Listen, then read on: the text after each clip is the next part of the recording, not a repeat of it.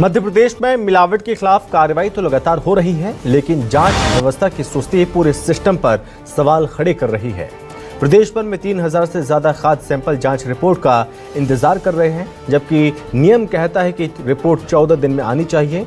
इंदौर से लेकर जबलपुर और ग्वालियर तक फूड टेस्टिंग लैब या तो स्टाफ की कमी से जूझ रही हैं या फिर शोपीस बनकर रह गई हैं। हालात ये है कि त्योहारों के मौसम में रिपोर्ट आने में 5 महीने तक लग जाते हैं और ऐसे में सवाल यह है कि मिलावट पर कार्रवाई सिर्फ दिखावा है या जनता की सेहत से बड़ा खिलवाड़।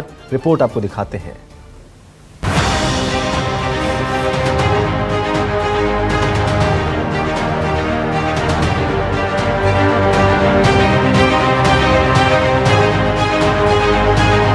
मध्य प्रदेश अजब भी है और गजब भी।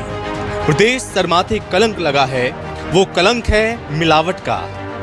मिलावट के इस कलंक को मिटाने के लिए जिम्मेदार कुछ हद तक अपना फर्ज जरूर निभा रहे हैं, लेकिन इस कोशिश का असर बेअसर ही मानिए। कारण है सैंपल रिपोर्ट में महीनों का इंतजार। ये हालात सिर्फ एक शहर के नहीं बल्कि पूरे मध्य प्रदेश के हैं। प्रदेश में एक नहीं, दो नहीं बल्कि 3000 से ज्यादा सैंपल जांच के साथ रिपोर्ट का इंतजार कर रहे हैं, जबकि ये रिपोर्ट नियमों के मुताबिक 14 दिन के अंदर आनी चाहिए। आइए बताते हैं आपको बदहाल सिस्टम की एक और हकीकत। पहले बात इंदौर की। इंदौर में मिलावटखोरों पर कार्रवाई तो लगातार हो रही है, लेकिन अब खाद्य जांच व्यवस्था ही सवालों के घेरे में है। वजह है भोपाल लैब में स्टाफ की कमी। प्रदेश की मिनी बॉम्बे के हालात ये है कि 14 दिन में आने वाली खाद्य सैंपल रिपोर्ट अब 2 से 3 महीने में मिल रही है। इंदौर के ही 400 से 500 सैंपल्स की रिपोर्ट पेंडिंग बताई जा रही है। इंदौर में खाद्य विभाग लगातार होटल, फैक्ट्री और दुकानों पर छापेमार कार्रवाई कर रहा है, खाद्य पदार्थों के सैंपल ले रहा है। इन सैंपल्स को जांच के लिए भोपाल लैब भेजा जाता है। नियम के मुताबिक 14 दिन के भीतर रिपोर्ट आना जरूरी है, लेकिन भोपाल लैब में स्टाफ की कमी के चलते रिपोर्ट आने में अब से 2 से 3 महीने तक का वक्त लग रहा है। अगर बात संस्कारधानी जबलपुर की करें तो जबलपुर में मिलावट के मामले की भर्राशाही ने इंदौर को पीछे छोड़कर रखा है।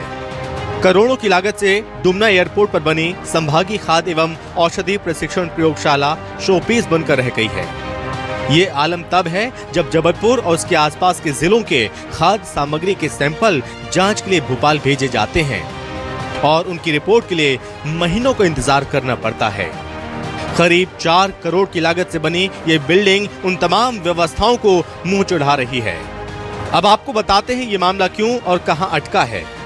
अधिकारियों ने बताया कि भोपाल से कुछ पदों की स्वीकृति मिलने के बाद भी food and drug safety lab के चालू होने में कई अड़ंगे हैं। कई पदों को सरकारी हरी झंडे मिलना बाकी है। आपको कुछ चौंकाने वाले आंकड़े बताते हैं। राजधानी भोपाल में 1000 से ज्यादा सैंपल पेंडिंग हैं। ग्वालियर में पेंडिंग सैंपल की संख्या 400 से ज्यादा है। मिलावट का अंदाजा इस बात से लगाया जा सकता है कि एमपी में 2000 से ज्यादा सैंपल फेल। सबसे ज्यादा मामले करीब 420 ग्वालियर से सामने आए। चौंकाने वाली बात यह है कि रोजमर्रा में इस्तेमाल होने वाले दूध, मावा, पनीर और घी जैसे डेयरी प्रोडक्ट ही सबसे ज्यादा मिलावटी हैं। मिक्स्ड मिल्क और दूध के 380, मावा के 210, पनीर के 160, घी के 150, दही के 140, खाद्य तेल के 110 सैंपल टेस्ट में फेल हैं। प्रदेश में औसतन प्रतिदिन 90 से ज्यादा सैंपल कलेक्शन का काम किया जाता है। ग्वालियर चंबल अंचल के साथ ही जबलपुर में भी फूड टेस्टिंग लैब बनकर तैयार हो चुकी है, लेकिन अभी तक चालू नहीं हो सकी। जांच के लिए भोपाल भेजे गए सैंपल की जांच रिपोर्ट आने में 2 से 3 महीने का वक्त लग जाता है। ये स्थिति सामान्य दिनों की है। यदि बात त्योहार और पीक सीजन की कर ली जाए तो रिपोर्ट आने में 4 से 5 महीने का वक्त लगता है। मतलब 5 महीने बाद पता चलेगा कि आपने जो खरीदा या खाया वो सही है या नहीं। आलम यह है कि दिवाली में लिए गए सैंपल की रिपोर्ट होली के बाद आती है। आपको यहाँ पर यह भी जानना जरूरी होगा कि खाद्य एवं औषधि परीक्षण प्रयोगशाला का सर्टिफिकेशन का काम दिल्ली स्थित NABL संस्था करती है, जो सेंट्रल गवर्नमेंट की बॉडी है। सर्टिफिकेशन के लिए भोपाल स्थित फूड एंड ड्रग विभाग के द्वारा इसके लिए प्रक्रिया की जा चुकी है। शासन की भी मंशा है कि जांच रिपोर्ट में देरी न हो, इसलिए भोपाल के अलावा इंदौर, ग्वालियर, जबलपुर में भी इस तरह की लैब बनवाई गई। लेकिन हकीकत आपके सामने है।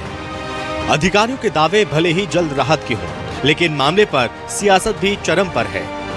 मामले पर कांग्रेस ने सरकार पर हमला बोला और साथ ही कहा कि कमलनाथ सरकार में शुद्धि के लिए युद्ध छेड़ा गया था।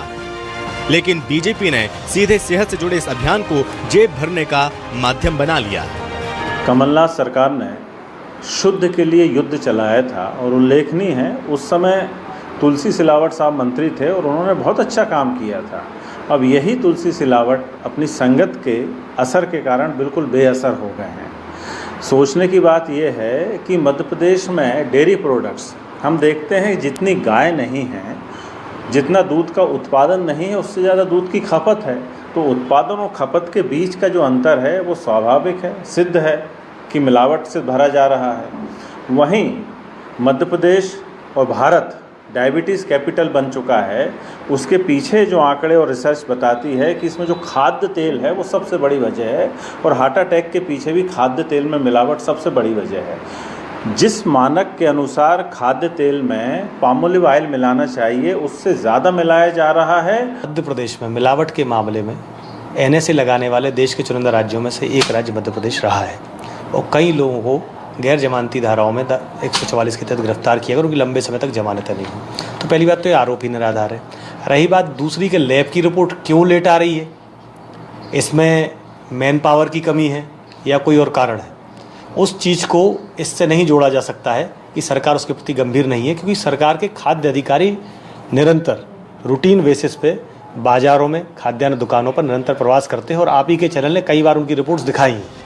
सिस्टम की बदहाली, लापरवाही, मनमानी, ये सब कुछ सिर्फ आम आदमी ही झेलता है। वो आम आदमी जिसके लिए ये सिस्टम काम करता है। बात सिर्फ मिलावट या जांच नमूनों की नहीं है, बल्कि संवैधानिक अधिकार की है। वो संवैधानिक अधिकार जो खुद इस बदहाल सिस्टम ने आम आदमी के हाथों में दिया है।